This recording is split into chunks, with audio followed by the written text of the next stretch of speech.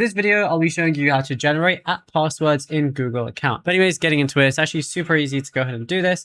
You can do it on anything you're using, whether you're on iPhone, Android, Samsung, anything like that, or your PC or desktop as well. So all you want to go ahead and do is go over to your browser of choice. So I'll be using Google Chrome for this instance. On the top right, click on your profile icon, and you're going to see a lot of different things, but go over to manage your Google account. Then once you go ahead and press that, you're going to see a lot of different things here as well.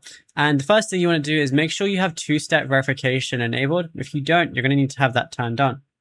And then what we want to do is go to the search Google account area and then type in app passwords like so, and you're going to see that within security. Now, once you're here, it says app passwords help you sign into your Google account on older apps and services that don't support modern security standards. So what you're going to do is to create a new app specific password, type a name for it below. So let's just say we wanted to just go ahead and do something, and we're just going to call it tests. And then as you can see, it says your app password for your device. And how you use it is you go to the settings for your Google account in the application or device you're trying to set up. Replace your password with this 16-character password shown above.